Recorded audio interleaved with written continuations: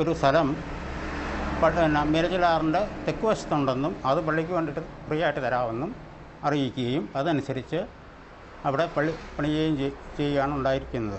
അതിന് ഒരു ഓർമ്മയ്ക്കായിട്ട് പള്ളിയിൽ നടക്കുന്ന ഓരോ വിവാഹത്തിനും 2 പണവും 1 കെട്ട് വെറ്റിലയും ഇല്ലത്ത് കൊണ്ട് തരികയും ചെയ്തു വന്നിരുന്നു. എൻ്റെ അച്ഛൻ ഇവിടെ വന്ന ശേഷം 1957 തോന്നുന്നു ദൈവങ്ങളുടെ ഒന്നും ഞങ്ങൾക്ക് വേണ്ടെന്നും പറഞ്ഞ് ഈ അവകാശം എഴുതി കൊടുക്കാൻ തയ്യാറായി.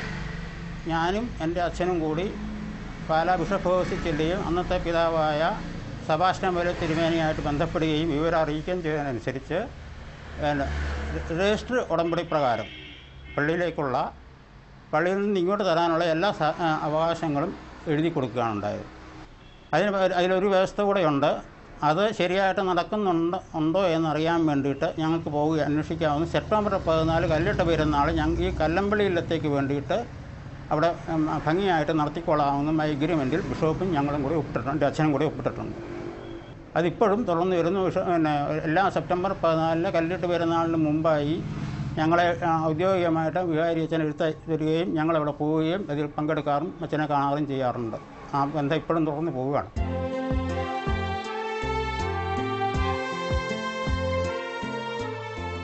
ഇത് ചേർപ്പുങ്കൽ പാലം. മീനച്ചിലാറിന് കുറുകെ കിടക്കുന്ന ഈ പാലം ജനപങ്കാളിത്തത്തോടെ നിർമ്മിച്ച കേരളത്തിലെ ആദ്യത്തെ പാലമാണ്. ഈ പാലത്തിന്റെ വരവോടുകൂടിയാണ് ഈ നാടിന്റെ വികസന പ്രവർത്തനങ്ങൾക്ക് തുടക്കം കുറിക്കുന്നത്. കൃഷിയും കച്ചവടവുമാണ് ഇവിടുത്തെ പ്രധാന തൊഴിൽ മേഖലകൾ.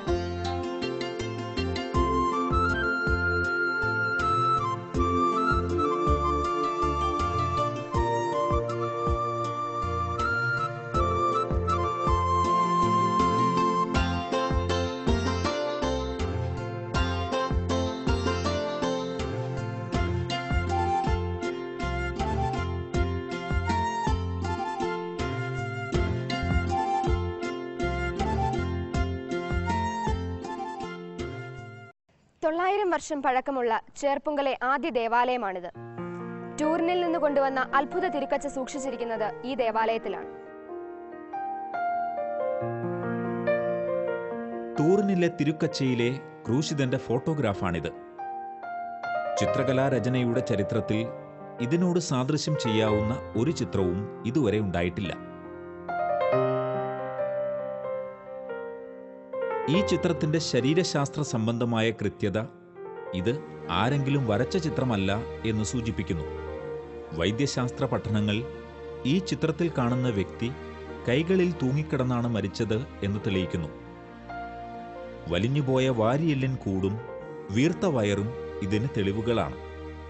ശരീരത്തിൽ ചാട്ടവാർ അടികൾ ഏറ്റിട്ടുണ്ടെന്നും കൂർത്തുമൂർത്ത വസ്തുക്കൾ തലയിൽ തുളഞ്ഞു കയറിയിട്ടുണ്ടെന്നും വ്യക്തമാണ്. ഈ തിരുക്കച്ചയിലെ മുൻഭാഗ ചിത്രവുമായി പൂർണ്ണമായി ഒത്തുവരുന്നതാണ് ഈ പിൻഭാഗ ചിത്രവും.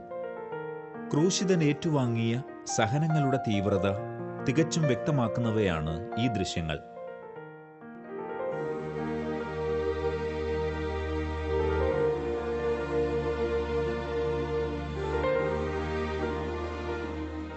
ഇവിടുത്തെ പ്രധാന തിരുനാള് ഈശോയുടെ സമർപ്പണത്തിൻ്റെ തിരുനാളാണ്. അത് ഡിസംബർ 31, ജനുവരി 1 ഈ ദിവസങ്ങളിലാണ് ആഘോഷിക്കുന്നത്.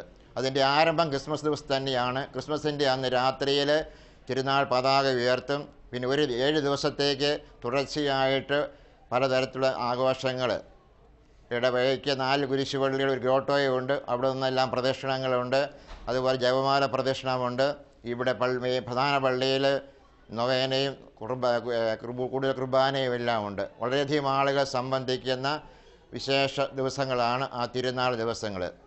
രണ്ടാമത്തെ പ്രധാന തിരുനാൾ, ഈ പള്ളിയുടെ പേര് മാർസിലിയ പള്ളി എന്നാണല്ലോ. കുരിശിൻ്റെ പൂഴ്ചയുടെ തിരുനാൾ ദിനമായ സെപ്റ്റംബർ 14 തീയതിയാണ്. ആ ദിവസം ഒരാഴ്ചത്തെ 9 ദിവസത്തെ ഒരുക്കത്തോടു കൂടിയാണ് തിരുനാൾ ആഘോഷിക്കുന്നത്. എല്ലാ ദിവസവും ആഘോഷമായ കുർബാനയും നൊവേനയും ഒക്കെ ഉണ്ട്. അന്ന് ആദ്യത്തെ പള്ളി സ്ഥാപിച്ചിരുന്ന ആ സ്ഥലത്ത് ഇന്നൊരു സ്മാരകമുണ്ട്. അവിടെ പ്രത്യേകമായ തിരുക്കർമ്മങ്ങളെല്ലാം ഉണ്ട്. 1984 ഫെബ്രുവരി 11 ഈ ദേവാലയത്തെ ഫെറോന ആയി ഉയർത്തിയത്. ചെർപ്പുങ്കൽ മാർ സ്ലീവ മുത്തപ്പൻ എന്നറിയപ്പെടുന്നതിന് കാരണം കുറവിലങ്ങാട് മുത്തിയമ്മ, അരുവിത്തറ വല്യച്ഛൻ എന്നൊക്കെ പറയാറുള്ളതുപോലെ ക്രിസ്തുവിനെ അവർ മുത്തപ്പൻ എന്ന് ആദരപൂർവം വിളിക്കുന്നതുകൊണ്ടാണ്.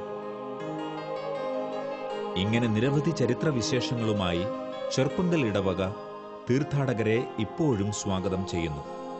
വിശുദ്ധ തോമാശ്ലീഹായുടെ പാദസ്പർശനത്താൽ അനുഗ്രഹീതമായ ഈ ഭൂമിയുടെ വെളിച്ചമായി ചെർപ്പുങ്കൽ മാർ സ്ലീവ ഫൊറോന പള്ളി ഇന്നും നിലകൊള്ളുന്നു.